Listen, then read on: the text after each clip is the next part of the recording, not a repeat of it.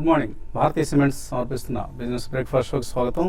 Asian మార్కెట్స్లో నష్టాలమయంగా కనిపిస్తుంది ఈ మండే మార్నింగ్. సో వారం ప్రారంభం నష్టాలతో ప్రారంభమైంది. గ్లోబల్ మేహేం లాంటి పరిస్థితి కనిపిస్తుంది. సో ఇదంతా కూడా ప్రధానంగా ఒక దేశపు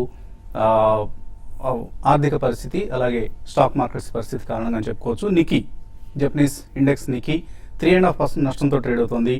లాస్ట్ 1 వీక్లో జపనీస్ ఇండెక్స్ నికీ 8.5% నష్టపోయింది. And Japanese central bank last week ప్రకటించిన స్టిమ్యులస్ పాలసీ ఏదైతే ఉందో అది వడ్డీ రేట్లను యథాతథంగా కొనసాగించడం, బాండ్ పర్చేజెస్ను కూడా ఇప్పుడున్న పరిమాణంలోనే కొనసాగించాలి అన్న నిర్ణయం, ఇవన్నీ కూడా మార్కెట్స్ను సెంటిమెంట్ను కృంగదీసిన అంశాలు. లాస్ట్ వీక్ మనం అనుకున్నాం జపనీస్ సెంట్రల్ బ్యాంక్ తీసుకుంటున్న నిర్ణయం ఏదైతే ఉందో ఇది గ్లోబల్ మార్కెట్స్ను, ప్రధానంగా ఏషియన్ మార్కెట్స్ను, అలాగే ఈవెన్ డెవలప్డ్ కంట్రీస్ సంబంధించిన మార్కెట్స్ని కూడా వీక్ సెంటిమెంట్కి దారితీస్తుందని. సో ప్రస్తుతం ఒక రిస్క్ ఆఫ్ సెంటిమెంట్ కనిపిస్తుంది. మనకు గోల్డ్ 15 months హై దగ్గర కనిపిస్తుంది. $1,293 పెరిగింది. అంటే రిస్క్ ఎపిటైట్ తగ్గిపోయింది. నాన్ ఈక్విటీ రిలేటెడ్ అసెట్స్కే ప్రస్తుతం డిమాండ్ ఉంది అన్న అంశాన్ని ఇది స్పష్టం చేస్తుంది. So last week majority of the US indices కూడా నష్టాలతో ముగిసాయి. 1.3% డౌ జోన్స్ నష్టపోవడం చూసాం. అలాగే యూఎస్ డాలర్ ఇండెక్స్ ప్రస్తుతం 92 సమీపంలో ఉంది. సో చాలా వీక్గా ఉంది డాలర్, యూఎస్ డాలర్. ఎన్ పుంజుకుంది. మనకు ఈ వరల్డ్ కరెన్సీ మార్కెట్స్లో ప్రస్తుతం డాలర్ ఎన్ ఈ రెండింటి కరెన్సీల మధ్య చాలా పోటీ తీవ్రంగా కనిపిస్తోంది. ఎప్పుడైతే జపనీస్ సెంట్రల్ బ్యాంక్ స్టిమ్యులస్ను పెంచలేదో దానివలన ఎన్ బలపడుతోంది. అంటే ఆ దేశానికి సంబంధించిన ఎక్స్పోర్ట్స్కి ఇది కొంత ప్రతికూల పరిస్థితి. సో ఎక్స్పోర్టర్స్ చైనా లాగే జపాన్ కూడా ఒక ఎక్స్పోర్టింగ్ కంట్రీ. సో ప్రధాన ఆదాయం అంతా కూడా ఎక్స్పోర్ట్స్ ద్వారా ఆర్జిస్తూ ఉంటుంది.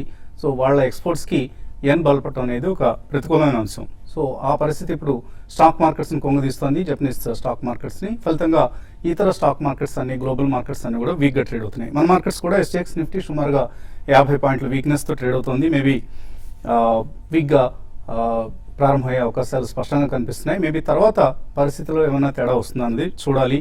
ఎందుకంటే ఎర్నింగ్ సీజన్ ప్రస్తుతం కొనసాగుతుంది. ఎర్నింగ్ సీజన్ పాజిటివ్గానే ఉంది. అండ్ ఐసిఐసిఐ రిజల్ట్ మనకు మినహాయిస్తే లాస్ట్ వీక్లో వచ్చిన మెజారిటీ ఆఫ్ ది రిజల్ట్స్ పాజిటివ్గా ఉన్నాయని చెప్పుకోవచ్చు. ఐసిఐసిఐ బ్యాంక్ మాత్రం 3,600 crores వన్ టైం ప్రొవిజన్ చేసి వాళ్ళ నెట్ ప్రాఫిట్ బాగా ఎఫెక్ట్ అయింది. అయితే ఇక్కడతో పెయిన్ అయిపోయింది అన్న ఒక సంకేతాన్ని అనలిస్ట్ కాల్లో, కాన్ఫరెన్స్ కాల్లో ఐసిఐసిఐ బ్యాంక్ మేనేజ్మెంట్ ఇవ్వడం జరిగింది. సో ఈ నేపథ్యంలో స్టాక్ ఇవాళ ఎలా రియాక్ట్ అవుతుంది అన్నది ప్రశ్నార్థకం. అండ్ హిస్టారికల్గా గమనిస్తే మే సిరీస్ ఈజ్ ఆల్మోస్ట్ ఒక నెగిటివ్ సిరీస్గా మనం చెప్పుకోవచ్చు. Cell in May and go away అంటూ నార్మల్గా ఒక సామెత కూడా ఉంటుంది. సో మేలో ఎలా పెర్ఫామ్ చేస్తాయి మార్కెట్స్ అన్నది ఒక బ్యాడ్ సిరీస్ కానున్నదా అన్న ప్రశ్న ఇప్పుడు తలెత్తుంది. ఎందుకంటే మనం ఇండియా వీక్స్ అంటాం. సో ఇండియా వాలటైలిటీ ఇండెక్స్ ఎప్పుడైతే 14, 15, 16 ఆ సమీపంలో ఉందో ఆ సమయాల్లో నార్మల్గా మార్కెట్స్ నెగిటివ్గా ప్రవర్తిస్తూ ఉంటాయి. సో డిసెంబర్ 2015 తర్వాత మళ్ళీ ఇప్పుడు మనకు ఇండియా వీక్స్ ఆల్మోస్ట్ 16.5 దగ్గర హైయెస్ట్ వాలటైలిటీ కనిపిస్తుంది. మేబీ ఈ నేపథ్యంలో మే సిరీస్ కొంత నెగిటివ్గానే ఉండే అవకాశం మనకు కనిపిస్తుంది. అంతా కూడా ఏ సెక్టర్, ఏ స్టాక్స్ లీడర్షిప్ పొజిషన్ తీసుకుంటాయన్న అంశం ఆధారంగా ఉంటుంది మనకు. ఎందుకంటే Infosys, HDFC bank, ITC, ICICI ఈ 4 స్టాక్స్ ఇండెక్స్ గమనాన్ని నిర్దేశిస్తాయి. ఎందుకంటే 4కి కూడా హైయెస్ట్ వెయిటేజ్ ఉంది నిఫ్టీలో. సో ఇటువంటి లీడర్షిప్ పరిస్థితి ఈ 4 స్టాక్స్ ప్రదర్శిస్తాయి అన్న అంశం ఆధారంగా ఇండెక్స్ మూవ్మెంట్స్ ఉంటాయి. బట్ ఎక్కువగా మళ్ళీ షార్ట్స్ తిరిగి సిస్టంలో ప్రవేశిస్తూ ఉండడం చూసాం. షార్ట్స్ కనుక ఉధృతమైతే నిఫ్టీ 7600, 7500 లాంటి లెవెల్స్ను టెస్ట్ చేసే అవకాశం ఉంటుంది. అదర్వైజ్ షార్ట్ టర్మ్ సపోర్ట్స్ మాత్రం లాస్ట్ ఫ్రైడే మనం చూసిన 7780 ఆర్ 7750 ఇటువంటి సమయంలో కీలకమైన సపోర్ట్స్ నిఫ్టీకి సంబంధించి దొరికే అవకాశం ఉంది. ఇంకా చాలా విషయాలు మనం మాట్లాడుకోవచ్చు. కానీ అనలిస్ట్ ఇద్దరు చాలా ఫ్రెష్గా వీకెండ్ తర్వాత కనిపిస్తున్నారు. సో అలాగే ఇవాటి నుంచి మనకు జగన్నాథం తోనుగుంట్ల గారు మనకు రెగ్యులర్గా రాబోతున్నారు. బాలా గారు ఒక 2 months సబాటికల్ తీస్తున్నారు, అమెరికా వెళ్ళారు. So let's wish him a wonderful enjoyable US trip and welcome Jagannatham గారు. సో ఇటువంటి షార్ట్ టర్మ్ ట్రెండ్స్ మీరు ఎక్స్పెక్ట్ చేస్తున్నారు. ఎర్నింగ్ సీజన్ కొనసాగుతుంది. గ్లోబల్గా కొంత మనకు నెగిటివ్ పరిస్థితి కనిపిస్తుంది. ఈ సమయంలో ఇన్వెస్టర్స్ ఏం చేయాలి? ఓ రకంగా 6800 నుంచి 7900 ఆల్మోస్ట్ 1100 పాయింట్స్ ర్యాలీ తర్వాత కొద్దిగా కరెక్షన్ రావడం ఒక రకంగా హెల్దీ అని అనుకోవచ్చు అండి. అంటే పెద్ద భయపడాల్సిన పానిక్ అవ్వాల్సిన అవసరం లేదేమో. ఎందుకంటే ఒక 300-400 పాయింట్స్ వస్తే యాక్చువల్లీ ఇదివరకు ర్యాలీ మిస్ అయినట్టు ఉంటారు చాలా మంది ఇన్వెస్టర్స్. అందరూ అడ్వాంటేజ్ తీసుకోలేకపోయారు, వాళ్ళందరికీ ఒక అవకాశం ఇచ్చినట్టు ఉంటుంది. సో అరౌండ్ 7500 లెవెల్స్ సిద్ధంగా పెట్టుకొని హోంవర్క్ రెడీ చేసి స్టాక్స్ కూడా రెడీ చేసి పెట్టుకోవాలి. చాలా సార్లు మేము గమనించేది ఏంటంటే అన్ని రెడీ ఉంటాయి కానీ ఏ స్టాక్స్ కొనాలన్న అంశం ఒకటి మర్చిపోతుంటారు. ఆఖరిలో హడావిడిలో ఏదో స్టాక్స్ కొనేస్తారు. సో ముందు నుంచి ఏంటంటే హోంవర్క్ డబ్బులు రెండు రెడీ చేసి పెట్టుకుంటే 7500 లెవెల్స్కి వచ్చినారు ఆ రోజు హోంవర్క్ మొదలు పెట్టకుండా ఎమ్మటే ఇన్వెస్ట్ చేసే అవకాశం ఉంటుంది. సో రాజేంద్ర గారు ఎటువంటి సలహా ఇస్తారు? టెక్నికల్లీ మార్కెట్స్ ఏ పొజిషన్ ఉన్నాయనుకుంటున్నారు? బేసికలీ మనకి ఏదైతే హైయర్ టాప్ హైయర్ బాటమ్స్ రెజిమీ ఉందో అదైతే కంటిన్యూ అవుతున్నట్టే కనిపిస్తుంది. ఓన్లీ థింగ్ మనకి 20-day మూవింగ్ యావరేజ్ 7781 దగ్గర ఒక స్ట్రాంగ్ సపోర్ట్ ఉండే అవకాశం ఉంది. ఇన్ కేస్ దాని కింద అట్లీస్ట్ 1 or 2 days కనుక ట్రేడ్ అవుతే కనుక ప్రాబ్లీ ఒక మైనర్ కరెక్షన్కి వెళ్ళే ఛాన్స్ ఉంది. And I think 12th April రోజు ఏదైతే గ్యాప్ క్రియేషన్ ఉందో 7717 అండ్ 7772, సో ఆ గ్యాప్ ఫిల్ అయితే ఐ థింక్ అది హెల్దీగా మనం చెప్పుకోవచ్చు. లేదు అంటే మార్కెట్ ఇంకా ఫర్దర్ కరెక్ట్ అయింది అంటే 7567 అండ్ 7489 కూడా రావచ్చు. ప్రాబ్లీ దీని మనకి ఇండికేషన్ మనకి ఎప్పుడు వస్తుందంటే 7781 కింద అట్లీస్ట్ 2 days క్లోజ్ అవుతేనే మనకి ఫర్దర్ బేరిష్నెస్ గా చెప్పుకోవచ్చు. ఎందుకంటే ఈవెన్ గ్లోబల్ మార్కెట్స్ వీక్ అవుతున్నప్పటికీ మనకి కొద్దిగా రెసిలియన్స్ చూపిస్తుంది. Especially sectors like metals and oil marketing companies ఇలాంటి స్టాక్స్ చాలా స్ట్రాంగ్ గా రీబౌండ్ అవడం చూస్తున్నాం. So any dips maybe 100 to 150 points Nifty పడితే కనుక ఆ సెక్టర్లోని ఫ్రంట్ లైన్ స్టాక్స్ చూస్ చేసుకుంటే probably that will give us good returns గా చెప్పుకోవచ్చు. అదేవిధంగా బ్యాంక్ నిఫ్టీ మనం చూస్తే కనుక ప్రాబ్లీ ఇది ఆల్మోస్ట్ 200-day మూవింగ్ యావరేజ్ దగ్గరే మనం ట్రేడ్ అవుతాం చూస్తున్నాం. ఏదైతే 16,703 ఉందో ప్రాబ్లీ అదొక సపోర్ట్ గా మనం క్లోజింగ్ బేసిస్ లో తీసుకోవచ్చు. లేదు అంటే కనుక 16,386 అండ్ 16,526 ఏదైతే మైనర్ గ్యాప్ ఉందో ప్రాబ్లీ అక్కడ ఒక గట్టి సపోర్ట్ ఉండే అవకాశం ఉంది. అదేవిధంగా 16,251 ఏదైతే 20-day మూవింగ్ యావరేజ్ ఉందో అక్కడ ఒక స్ట్రాంగ్ సపోర్ట్ ఉండే అవకాశం ఉంది. మనం ఎలాగో డెఫినెట్ గా హైయర్ టాప్స్ హైయర్ బాటమ్స్ రెజిమీలోనే ఉన్నాం కాబట్టి maybe still by on dips గా మనం చెప్పుకోవచ్చు. As long as bank Nifty remains above 15,818 and అదేవిధంగా నిఫ్టీ చూస్తే కనుక 7386 అబౌవ్ ఉన్నంత కాలం ప్రాబ్లీ బై ఆన్ డిప్స్ గానే మనం చెప్పుకోవచ్చు. ఓకే అండి, ఇటీవల మనం చూస్తున్నాం లాస్ట్ వీక్ కూడా చాలా మంది మెగాసాఫ్ట్ ఈ కంపెనీ షేర్ల గురించి అడగటం, ఎటువంటి కంపెనీ ఇది, 4 రూపాయల నుంచి 12 రూపాయలు అయిపోయింది, సో ఏం చేద్దామండి అని అడగటం మనం గమనించాం. సో ఒకసారి అందుకనే మెగా సాఫ్ట్వేర్ చిన్న ఫోకస్ ఇచ్చే ప్రయత్నం చేస్తుంది TV5. మెగా సాఫ్ట్ అనేది ఒక తెలుగు ప్రమోటర్ రవి సన్నారెడ్డి అని కామన్గా పిలుస్తుంటారు ఆయన్ని. ఆయన ప్రారంభించిన సంస్థ. సో తెలుగువారు ప్రమోట్ చేశారంటేనే ఆయా కంపెనీలను అనుమానపు కోణంలో విశ్లేషించాల్సిన దుస్థితి మనకు. ఇటువంటి పరిస్థితిని కల్పించారు రామలింగరాజు, KS రాజు ఇటువంటి ప్రమోటర్స్ అందరూ ప్రభృతులు. ఆఫ్ కోర్స్ అంజిరెడ్డి గారి డాక్టర్ రెడ్డీస్ ల్యాబ్స్ కావచ్చు, అరబిందో ఫార్మా కావచ్చు, అమర్ రాజా కావచ్చు, ఇటువంటి సంస్థలన్నీ కూడా మన తెలుగువారి ప్రతిష్టను ఇనుమడింపజేసిన సంస్థలు. వాళ్ళని మినహాయిస్తే కొన్ని సంస్థలు మాత్రం చాలా చాలా తెలుగు కంపెనీలకి, తెలుగు ప్రమోటర్స్కి చెడ్డ పేరు తీసుకొచ్చిన కంపెనీస్. సో మెగాసాఫ్ట్ విషయానికి వస్తే ఎప్పటికప్పుడు వివాదాస్పదం ఈ సంస్థ పనితీరు. 1999లో రవి సన్నారెడ్డి ప్రారంభించిన ఈ సంస్థ 2003-2004 సమయంలో వరల్డ్ బ్యాంక్ నిషేధానికి గురైంది. ఎందుకంటే అప్పట్లో వరల్డ్ బ్యాంక్ అఫీషియల్స్ని వీళ్ళందరూ అంటే మభ్యపెట్టి, ప్రలోభపెట్టి రకరకాలుగా కాంట్రాక్ట్స్ సంపాదించుకోవాలన్న ఆరోపణలతో సత్యం computer services, Wipro and Megasoft ఈ 3 సంస్థలను కూడా వరల్డ్ బ్యాంక్ అప్పట్లో నిషేధించడం జరిగింది. ఆరోపణ ఏంటంటే ఈ సంస్థ సత్యంకి ఫ్రంట్ కంపెనీగా వ్యవహరిస్తుందని. సో సాక్షాత్తు ఫాక్స్ న్యూస్ రిపోర్ట్ చేసిన అంశం ఇది. ఇక 2004లో ఐలాబ్స్ గ్రూప్కి చెందిన జయస్ అనే సంస్థను మెగాసాఫ్ట్లో విలీనం చేశారు. ఆ తర్వాత 2006లో one of the very few software product companies visual soft టెక్నాలజీస్ని మెగాసాఫ్ట్ మెర్జ్ చేసుకుని కొనుక్కొని మెర్జ్ చేసుకుని ఎందుకు కొన్నారు అంటే విజువల్ సాఫ్ట్కి చెందిన విజువల్ సాఫ్ట్ అనేది ఒక చక్కటి one of the finest promoters DVS Raju garu promote చేసిన కంపెనీ అది. ఆ కంపెనీని కొనేసింది మెగాసాఫ్ట్. ఎందుకు కొన్నారు అంటే ఆ సంస్థకు సంబంధించిన అసెట్స్ ఏవైతే ఉన్నాయో వాటిని అమ్మేసుకుని మానిటైజ్ చేస్తున్నాను ఉద్దేశంతో కొన్నారు. అసెట్ స్ట్రిప్పింగ్ చేసే ప్రయత్నం చేశారు రవి సన్నారెడ్డి ప్రభృతులు. అయితే తర్వాత ఏం జరిగింది అన్నది మనకు తెలియదు. అసెట్స్ ఏ విధంగా అమ్ముకున్నారు, ఏ రేట్స్లో అమ్మారు, ఎందుకంటే చాలా చాలా వెరీ లో ట్రాన్స్పరెన్సీ ఇటువంటి కంపెనీస్లో కనిపిస్తుంటుంది మనకు మెగాసాఫ్ట్ లాంటి కంపెనీస్లో. అండ్ లాస్ట్ 4-5 yearsలో అయితే రవి సన్నారెడ్డి ప్రభృతుల వాటా ఈక్విటీలో గణనీయంగా తగ్గిపోయింది. ఆశిష్ ధావన్ అనే ఒక portfolio investor, almost private equity investor అయినా, సో ఆయన మెజారిటీ షేర్స్ కొనుగోలు చేసి ఆల్మోస్ట్ ఒక 11 to 12% స్టేక్తో ఆయనే ప్రమోటర్గా వ్యవహరించాల్సిన వాటాను ఆయన చేజిక్కించుకున్నారు. సో తర్వాత తెలియదు ఏంటంటే కంప్లీట్ అసెట్ స్ట్రిప్పింగ్ అయిన తర్వాత బహుశా రవి సన్నారెడ్డి ప్రకృతులు ఈ కంపెనీ నుంచి వైదొలగడం, షేర్ హోల్డర్స్కి మాత్రం మిగిలింది శూన్యం. సో మళ్ళీ షేర్స్లో జోదం ప్రారంభమైంది. ఎప్పటికప్పుడు 4-5 రూపాయలకి రావటం, అక్కడ నుంచి మళ్ళీ 12-13 రూపాయలకి రావటం, ఇదంతా మెగా సాఫ్ట్లో నడిచే గేమ్. ఇన్వెస్టర్స్ ప్లీజ్, ప్రేక్షక మహాశైలారా, జాగ్రత్తగా ఉండండి ఇటువంటి ప్రమోటర్స్ పట్ల, వాళ్ళ నిర్వాహకం పట్ల. అండ్ అదొకటే మనం చేయగలిగింది. ప్రమోటర్స్ కూడా ఇక్కడ ఒక విజ్ఞప్తి చేద్దాం. అయ్యా, మీరు అక్రమంగానో సక్రమంగానో ఆర్జించిన సొమ్ముతో సూట్లు కొనుక్కోండి, బూట్లు కొనుక్కోండి, బంగ్లాలు కట్టుకోండి, లగ్జరీ కార్లు, బెంచ్ కార్లు కొనుక్కోండి. అండ్ వీలైతే మీ పిల్లల పెళ్ళిళ్ళు ప్రైవేట్ విమానాలు అద్దెకి తీసుకొని ఏ శ్రీనగర్లోనో, బ్యాంకాక్లోనో, ఉదయపూర్లోనో చేసుకోండి. మాకేం అభ్యంతరం లేదు. సంపద ఉన్నది అనుభవించడానికే. కాకపోతే ఆ సంపద ఎలా సాధిస్తున్నాం, ఎలా సంపాదిస్తున్నాం, ఈ అంశానికి ప్రాధాన్యం అండి. అక్రమంగా సంపాదించి చిన్న చిన్న షేర్ హోల్డర్స్ 1000 రూపాయలు, 2000, 10,000, ₹1,00,000 వాళ్ళ కష్టార్జితాన్ని కూడబెట్టుకునే ఇన్వెస్టర్ల సొమ్ముకు మాత్రం చేటు తీసుకురావద్దు. మీరు ఎస్సీజెడ్లు కొనుక్కుంటున్నారు, రైతుల భూమిని, వాళ్ళకి ఏమైనా వాటా ఇచ్చారా? అటువంటి పరిస్థితి ఎక్కడ కనపడదు మనకి. సో చాలా చాలా సక్రమంగా, నిజాయితీగా సంపాదించే ప్రయత్నం చేయండి. తెలుగు వారికి అప్రతిష్ట తీసుకురాకండి, తెలుగు వారికి మచ్చ తీసుకురాకండి. తెలుగు ప్రమోటర్స్ అంటే భయపడే విధంగా ప్రవర్తించకండి. సక్రమంగా సంపాదించడానికి ఎన్నో మార్గాలు ఉన్నాయి. సో తెలుగు ప్రమోటర్స్ అందరికీ విజ్ఞప్తి, ఇంక్లూడింగ్ మెగాసాఫ్ట్ ఎస్ట్వైల్ ప్రమోటర్స్కి. లాస్ట్ నైట్ మా చైర్మన్ నాకు కాల్ చేశారు. వసంత్, ఇలా మన దగ్గర నుంచి 4 యాంకర్స్ వెళ్ళిపోయారు. సో 4 యాంకర్స్ కూడా వయోభారం వల్ల ఈ మధ్య తప్పుకున్నారు అనమాట. సో వెళ్ళిపోయారు.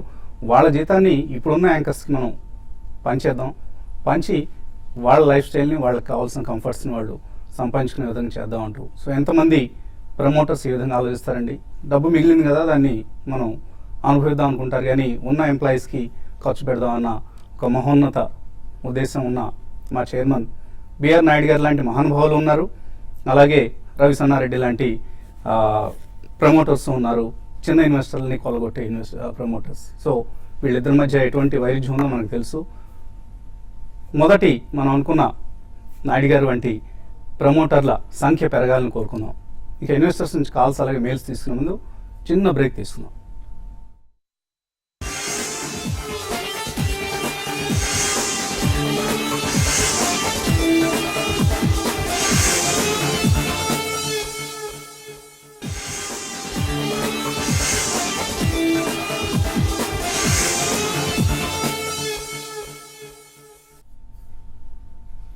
మారుతి సిమెంట్స్ సమర్పిస్తున్న బిజినెస్ బ్రేక్ఫాస్ట్ షోకి తిరిగి స్వాగతం. కాలర్స్ లైన్లో ఉన్నారు. మొదటి కాలర్ కొత్తగూడు నుంచి Mohan.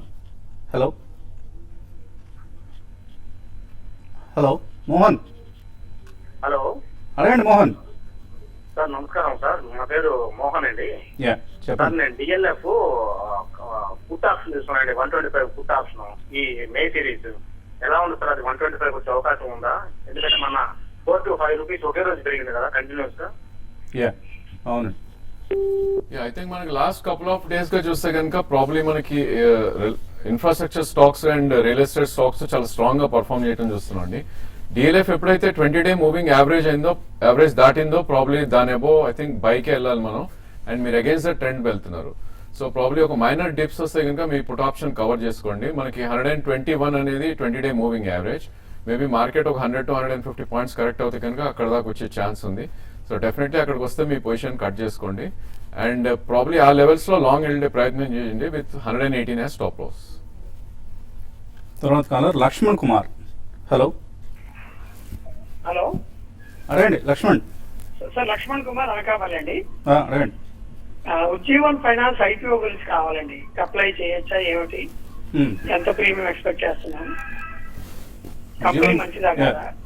One of the finest companies from the finance industry ఈ మధ్య స్మాల్ ఫైనాన్స్ బ్యాంక్ లైసెన్స్ కూడా వచ్చింది. అది 72 మంది అప్లై చేశారండి స్మాల్ ఫైనాన్స్ బ్యాంక్స్. దాంట్లో 10 మందికి ఆర్బీఐ వాళ్ళు లైసెన్స్ ఇచ్చారు ఇన్ ప్రిన్సిపల్ అప్రూవల్. వాటిలో ఇప్పుడు ఈక్విటాస్ ఒకటి చూసాము, ఆల్రెడీ లిస్టింగ్ స్ట్రాంగ్ అయింది. సో ఇప్పుడు ఇది రెండో కంపెనీ అనమాట.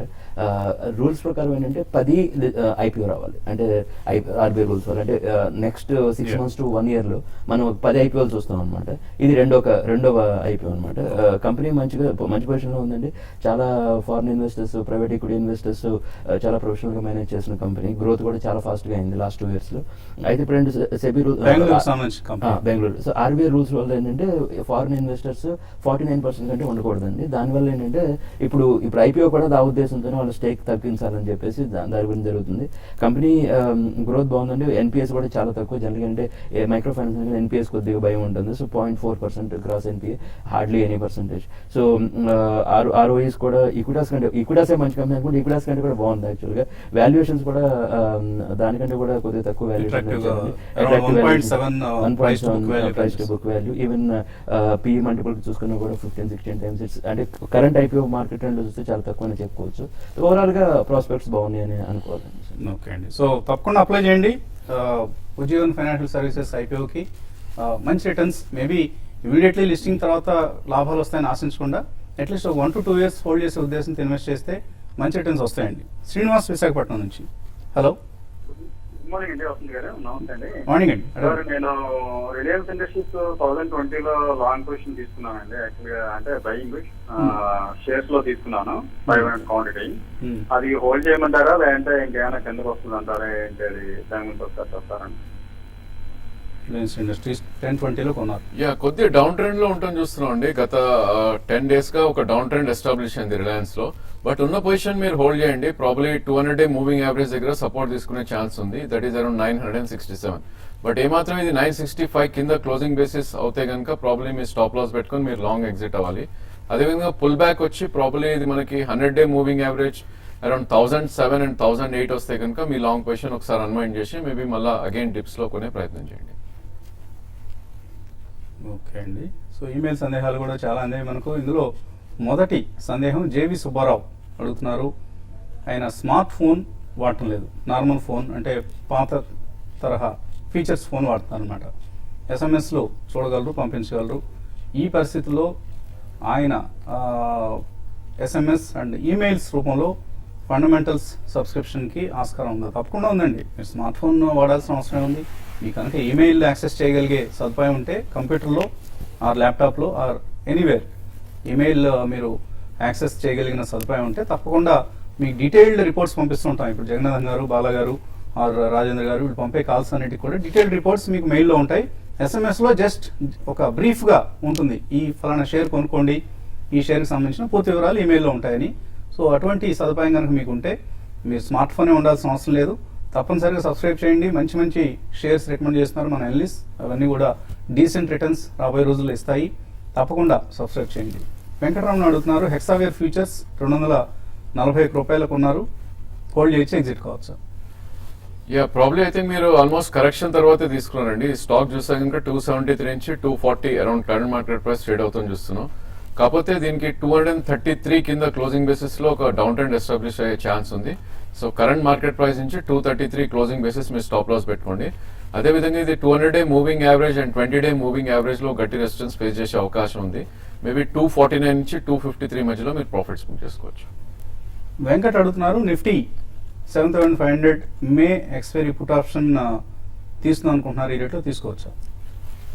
ప్రాబ్లీ మీరు అటెంప్ట్ చేయొచ్చండి. 7781 కింద క్లోజ్ అవుతే మటుకు ఒక 100 to 150 పాయింట్స్ కరెక్షన్ వచ్చే ఛాన్స్ ఉంది. బట్ స్ట్రిక్ట్లీ మీరు ఇన్ కేస్ మీరు పొజిషన్ తీసుకుంటే కనుక 7940 రూపీస్ 7940 అబౌవ్ క్లోజింగ్ బేసిస్ లో మీరు స్టాప్ లాస్ పెట్టుకోవాలి. అలాగే ఆయన ఈపీసీ ఇండస్ట్రీస్, ఎక్సైడ్ ఇండస్ట్రీస్ రెండిట్లో లాంగ్ టర్మ్ కోసం ఏది బెటర్ బై అవుతుంది? రెండు ఓకేనండి. అయితే ఎక్సైడ్ ఇండస్ట్రీస్ డిప్స్ లో కొనుక్కోవడం మంచి ఐడియా. ఇప్పుడంటే మార్కెట్ కూడా ఇందాక మనం అనుకున్నట్టు దగ్గర ఇప్పుడు ఒక 200-300 పాయింట్స్ కరెక్షన్ వచ్చే ఛాన్స్ ఉంటే ఆ ఛాన్స్ ని మీరు ఇన్స్మిన్స్ అన్ని స్టాక్స్ కరెక్ట్ అవుతాయి అటువంటి టైంలో. సో అటువంటి టైంలో ఆ డిప్స్ ని యూజ్ చేసుకోవాలి. మనం అనుకుంటే హోంవర్క్ రెడీగా ఉండాలి, స్టాక్స్ లిస్ట్ రెడీగా ఉంటే అప్పుడు ఇమీడియట్ గా మనం ఎంటర్ అయ్యే ఛాన్స్ ఉంటుంది. ఓకే, శరణ్ అనంతపూర్ నుంచి పంపించారు. ఫండమెంటల్ అనాలిసిస్ సంబంధించి ఏదైనా సాఫ్ట్వేర్ ఉందా? డేటాబేస్ ఉంటుందండి. Database like Database capital market చాలా ఉన్నాయండి, బ్లూంబర్గ్ అని, రైటర్స్ అని, ప్రోబెస్ అని, క్యాపిటల్ లైన్ అని. డేటాబేస్ కి ఈ మధ్య కొదవలేదు. ఒక రకంగా యాక్చువల్గా ఏంటంటే కొద్దిగా మనం వర్క్ చేసుకుంటే BSc అనేసి వెబ్సైట్స్ కూడా చాలా డీటెయిల్ గా ఉంటున్నాయండి. దాని గురించి మనం కొద్దిగా ఎఫర్ట్స్ పెట్టాలంతే. కాకపోతే ఏంటంటే ఫండమెంటల్ అనాలిసిస్ కావాల్సిన హార్డ్ వర్క్, అంటే సాఫ్ట్వేర్ అనేది జస్ట్ ఒక టూల్ అనేది అంతే. కాబట్టి ఏంటంటే డేటాకి ప్రాబ్లం లేదు, కొద్దిగా మనం analysis ఎలా చేయాలని కొద్దిగా ఇన్సైట్స్ ఉంటే మనకి ప్రాబ్లం. రకరకాల అంశాలు ఉంటాయి. రిటర్న్ ఈక్విటీ అంటారు, రిటర్న్ క్యాపిటల్ అనాలిసిస్ గురించి కూడా క్లాసెస్ ప్లాన్ చేస్తే మేము Yes, yes. ఆ సొల్యూషన్ కూడా వస్తుంది దాంట్లో. తప్పకుండా. సో జగన్నాథం గారి ఆధ్వర్యంలో మనం త్వరలోనే ఫండమెంటల్ అనాలిసిస్ ఎలా చేయాలి, ఎటువంటి కంపెనీని సెలెక్ట్ చేసుకోవాలి, ఏ అంశాల ఆధారంగా ఇన్వెస్ట్మెంట్ నిర్ణయాలు తీసుకోవాలి, ఇటువంటి అంశాలన్నిటిపై జగన్నాథం గారి ద్వారా త్వరలోనే ఒక క్లాస్ రూమ్ సెషన్ మనం నిర్వహించే ప్రయత్నం చేద్దాం. అందరికీ ఉపయుక్తంగా ఉంటుంది. అండ్ రమేష్ కుమార్ హైదరాబాద్ నుంచి ఉద్యోగం financial services of course subscribe చేయొచ్చు అంటూ మనం రికమెండ్ చేస్తున్నాం. నాగరాజే అడుగుతున్నారు, NCC లాంగ్ టర్మ్ కోసం ఈ రేట్లు తీసుకోవచ్చా? ఇన్ జనరల్ ఓకేనండి.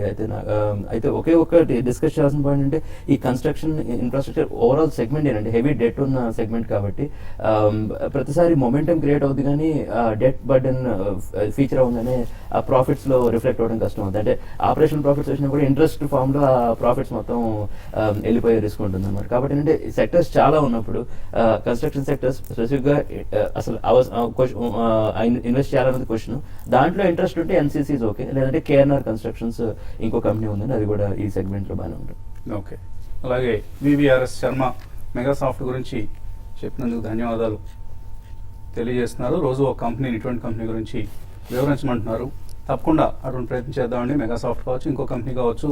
ఆ కంపెనీల ప్రమోటర్ల పట్ల కానీ ఆ కంపెనీ పట్ల కానీ మాకు ఎటువంటి కోపం కానీ వేరే ఫీలింగ్స్ ఏం లేవు. బట్ ఇన్వెస్టర్స్, చిన్న షేర్ హోల్డర్స్ నష్టపోకూడదు. వాళ్ళ కష్టార్జితాన్ని ఇటువంటి సంస్థల ప్రమోటర్లు కానీ ఆపరేటర్లు కానీ వాళ్ళ నిర్వాహకానికి మనం బలి కాకూడదు అన్న అంశం ఉద్దేశంతో టెలికాస్ట్ చేసిన అంశం అది. సో రాబోయే రోజుల్లో కూడా ఇటువంటి ప్రయత్నాన్ని TV5 బిజినెస్ టీమ్ చేస్తూనే ఉంటుంది. Keep watching TV5.